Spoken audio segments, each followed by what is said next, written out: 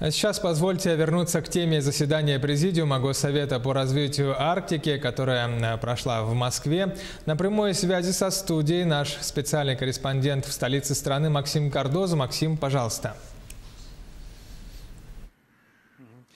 Да, Влад, приветствую. Вот заседание только что закончилось. И вообще нужно сказать о том, что законопроект, который предусматривает преференции для бизнеса, который хочет работать в арктической зоне, он был уже внесен в Госдуму 5 февраля. Но эксперты говорят, что еще есть время внести поправки. И вот сегодня они обсуждались. Вообще сам законопроект предусматривает преференции для разного бизнеса. Это и крупные добывающие компании, также и малый и средний бизнес. Давайте послушаем, что сказал зампред правительства Юрий Трутнев после заседания. Пожалуй, одно изменение я бы отнес к принципиальным. Возникло предложение от коллег-губернаторов отдельно посмотреть преференции для переработки твердых полезных ископаемых. То есть не для добычи, а для переработки.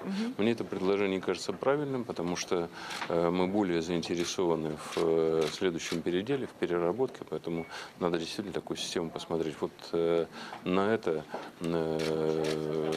об этом мы договорились, и Министерство по развитию Дальнего Востока и Арктики этим займется. Как мы начинаем создавать условия для арктических проектов. Вот на Дальнем Востоке этих законов уже почти 50 за 5 лет. Поэтому мы и здесь будем смотреть на практику, как все работает, и совершенствовать законодательство в интересах развития экономики Российской Федерации.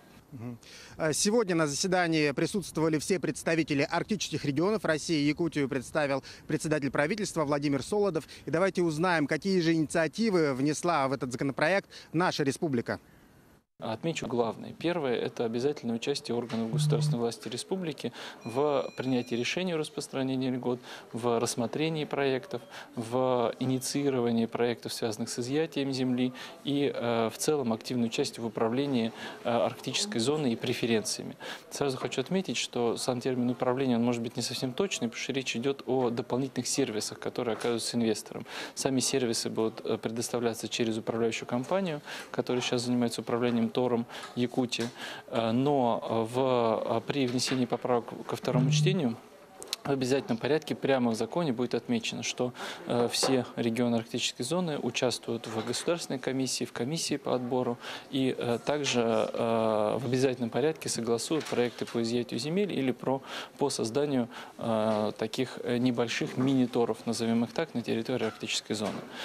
Второе направление, которое сегодня активно обсуждалось, касается понижения барьера инвестиций, уровня инвестиций, вернее дифференциации. Мы предложили уровень инвестиций для сырьевых проектов, наоборот, повысить до 500 миллионов рублей, а уровень инвестиций для несырьевых понизить до 1 миллиона.